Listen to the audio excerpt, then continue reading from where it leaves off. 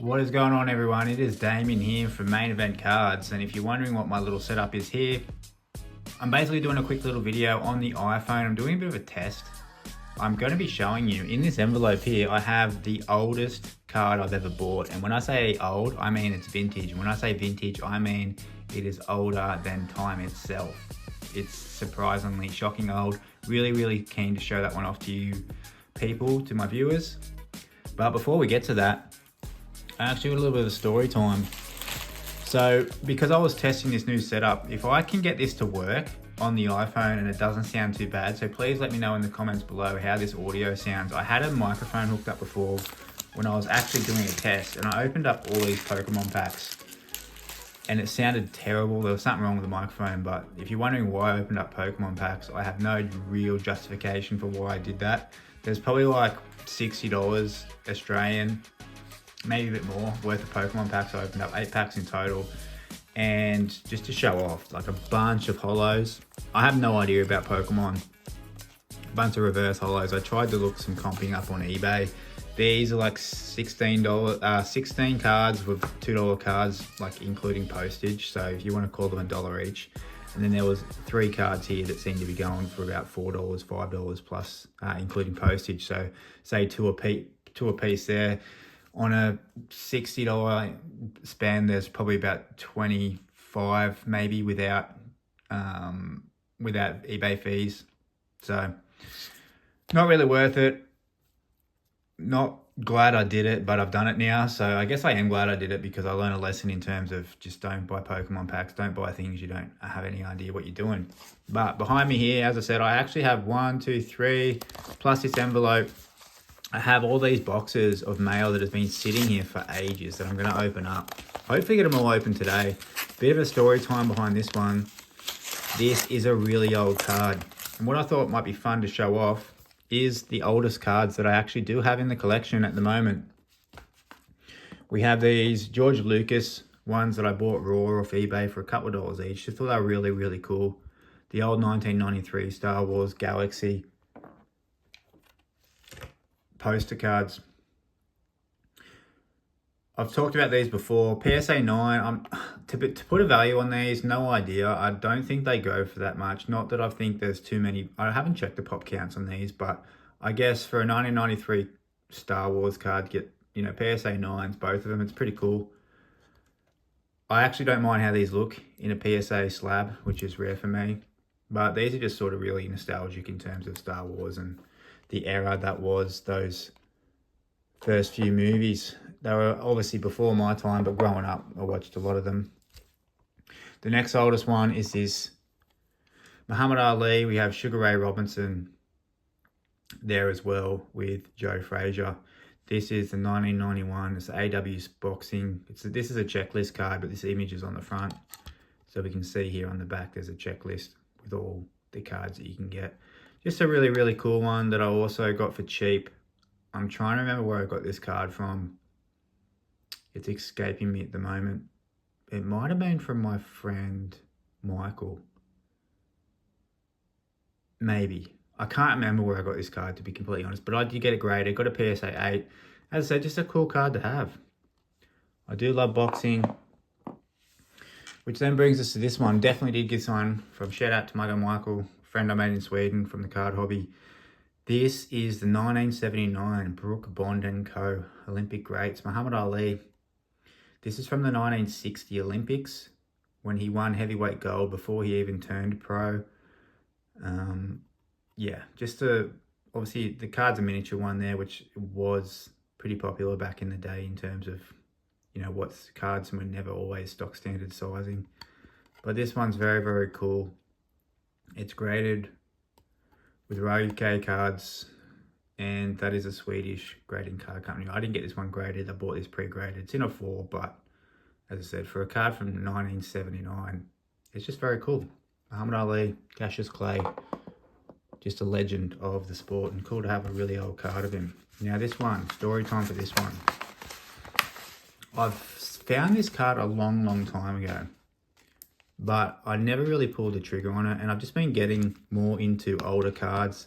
Obviously, we all go through different journeys in terms of our collecting journeys, what we like to collect.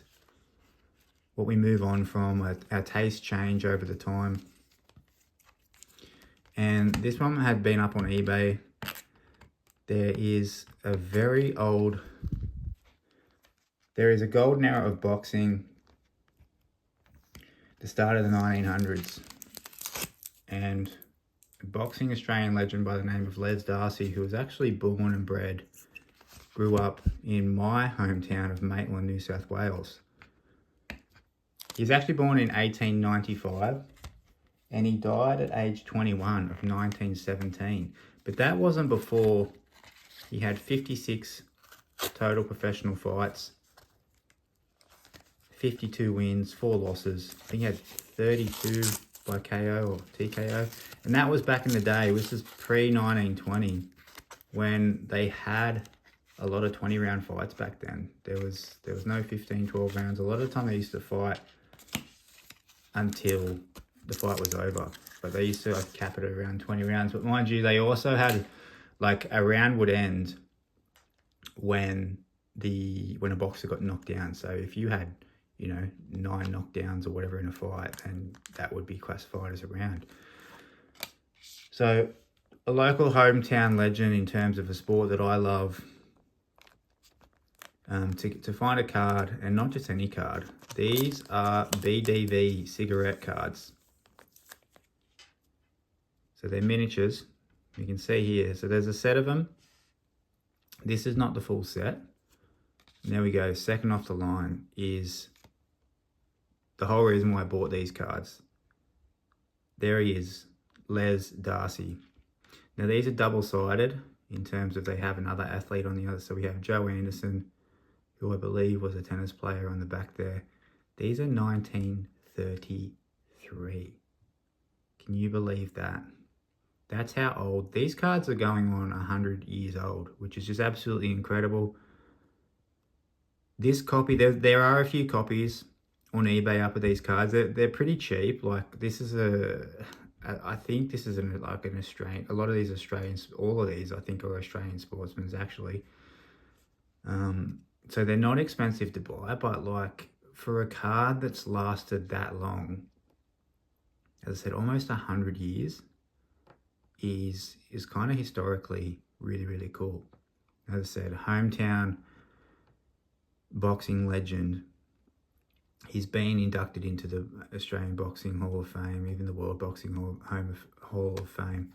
But what I was getting at, there are a few copies, but these ones, you can get them pretty unscented. Like, in comparison, look how unscented that one is on the left. So there are the copies of this Les Darcy one out there, but this was the most scented, which if you're new and watching this for the first time, you will soon learn about centering left to right, how important it is to me.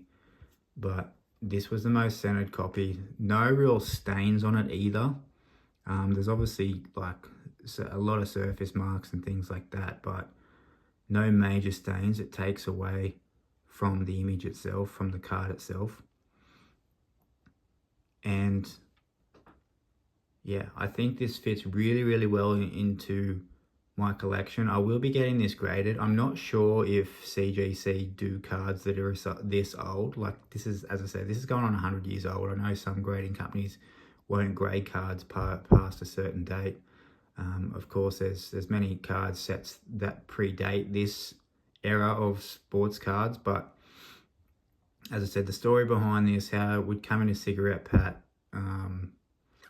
and just the age of it, and as I say, given it is the hometown legend, boxing legend, I had to have this card, and I'm very, very happy to have it. And I'm not sure who I'm going to get it graded with, but I've got to get it graded, got to get it encapsulated as a part of the collection. So that might have to go with a grading company like CGC. We'll have to wait and see. I'll have to do some research.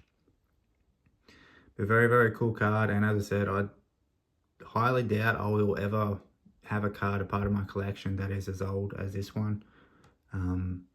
Just really historic. And I think you guys get the picture as to why I got this card and why I'm psyched to have this card. The other ones, as I said, I bought them.